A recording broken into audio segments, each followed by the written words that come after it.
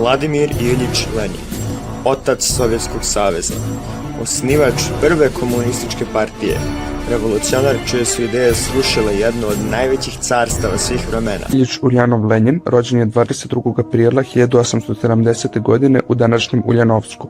Imao je 7 rođaka, ali najbliži je bio sa svojom sestrom Olgom. O Mariji Aleksandrovnoj Blank, Lenjinovoj majci, se ne zna mnogo. Ilija Nikolajević Uljanov, Lenjinov otac, bio je bivši kmet iz Novgoroda koji je uspio da se uzdigne do statusa priznatog profesora. Nakon očeve smrti 1886. godine Lenjin se odreče vere u Boga i njegovo ponašanje počinje da se menja. Njegov brat Aleksandar se u to vreme pridružio levičarskoj organizaciji koja je imala za cilj ubistvo cara Aleksandra III. Aleksandru je poverena izrada bombe, ali su revolucionari bili uhvaćeni i pogubljeni. Lenin je i nakon toga završio školu i to kao najbolju razredu, nakon čega odlazi da studira pravo na Kazanskom univerzitetu. Tu se pridružuje zemljačestvu, udruženju studenta koji žive daleko od svojih kuća, čiji će postati i predsjednik. Nakon zabrane studentskih udruženja učestvuje u demonstracijama, zbog čega je uhapšen, izbačen iz univerziteta, a njegova porodica proterana u selo. Tu počinje da se upoznaje sa revolucionarnim delima Nikolaja Černiševskog. Nakon što mu je dozvoljen povratak u Kazan, pridružuje se revolucionarnom krugu Nikolaja Fedoševa, gdje se po prvi put upoznaje sa Karlom Marksom i njegovim delom Kapital. Lenin se potpuno prepušta marksizmu i učestvuje u prevodu komunističkog manifesta na ruski jezik. Slagao se sa određenim pristalicama pokreta Narodnik, koji je smatrao da seljaci mogu da uspostave socijalizam u Rusiji. Dopušteno mu je da maturira na univerzitetu u Sankt Petersburgu, nakon čega kratko vreme radi kao asistent na sudu. U jesen 1893. godine Lenin se doselio u Sankt Peterburg, te 1895. godine učestvovao u ujedinjavanju marksista u jedinstvenu organizaciju, Savez borbe za oslobođenje radničke klase. Organizacija je bila razbijena krajem 1895. godine, a Lenin uhapšen i osuđen na godinu dana zatvora, a potom i na 3-godišnje progonstvo u Sibir. Tada je napisao poznatu studiju Razvoj kapitalizma u Rusiji. Iz zatvora je pušten januara 1900. godine, nakon čega je ubrzo emigrirao u Švajcarsku. Sve do Oktobarske revolucije živeo je u zapadnoj Evropi, u Nemačkoj, Francuskoj, Engleskoj i Švajcarskoj i postao je poznat kao istaknuti partijski teoretičar. Početkom 1917. godine ruski car Nikolaj Romanov je abdicirao nakon velikih demonstracija koje su potresle Petrograd. Formirana je privremena vlada sa jedne strane, a sa druge mnoštvo sovjeta, odnosno revolucionarnih vijeća, direktno izabranih od strane radnika, vojnika i seljaka. Najpoznatiji među njima bio je Petrogradski sovjet. U trenucima kada su se sve političke opcije u Rusiji okupile zarad nacionalnih interesa, Lenin je u inostranstvu razmišljao kako da pomogne i da Rusija izgubi rat, verujući da je svetski sukob idealna prilika za pokretanje socijalne revolucije. Bio je odlučan da se što pre vrati u Rusiju. Međutim, to ni izbliza nije bilo toliko jednostavno koliko se čini, jer se nalazi u Švajcarskoj i između njega i Petrograda ležalo je zemljište Nemačke i Austro-Ugarske, koje su tada bile u ratu sa Rusijom. Konačno, švajcarski komunista Fritz Platen je 31. marta obezbedio dozvolu lično od nemačkog ministra spoljnih poslova da ruski politički emigranti mogu da proputuju Nemačku i odu u Rusiju u zapečaćenom vozu sastavljenog samo od jednog vagona. 17. aprila 1917. godine Lenin stiže u Petrograd i na stanici daje svoj govor aprilske teze boljševičkim redovima i proletarijatu koji ga je tu sačekao. Dosta nam je rata, dosta nam je privremene vlade. Vlast pripada njenom narodu, seljaštvu i proletarijatu.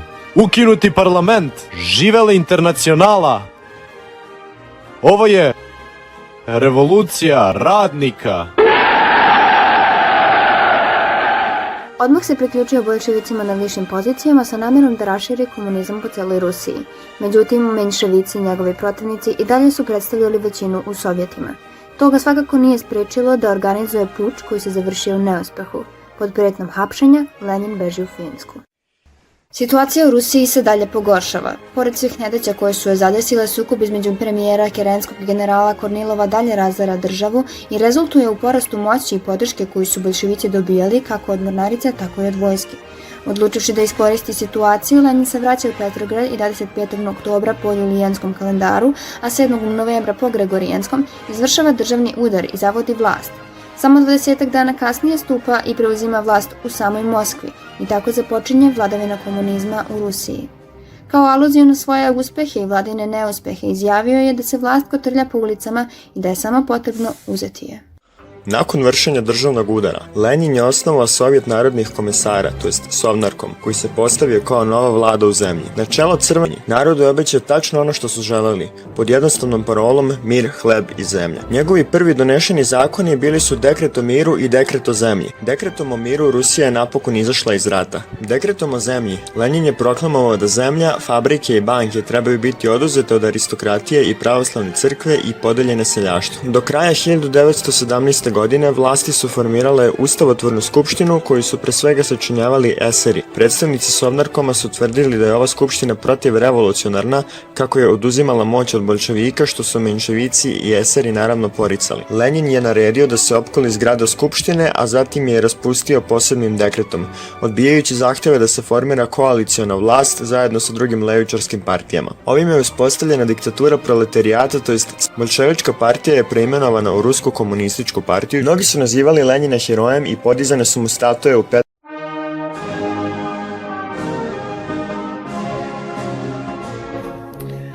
I opet vjetar svježi, snažni, talas se ustanka podiže u pjeni, litejni preplaviše kačketi i bluze. Lenjin je s nama, neka živi Lenjin. Drugovi, i povrh nepreglednih glava desnicu vodilju pruža, zbacimo socijaldemokratske otrcane prnje, dolje vlast sporazumaša i buržuja. Mi smo glas volje nizina, radnika svega svijeta. Da živi partija, tvorac komunizma, da živi ustanak za vlast Sovjeta.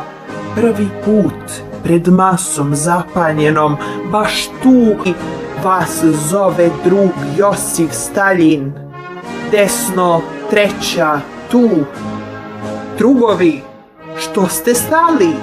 Oklopna kola na poštu.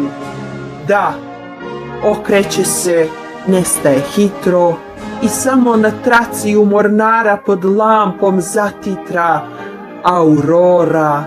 Ko s naredbom hita, ko u grupi spori, ko zatvaračem škljoca na koljenu.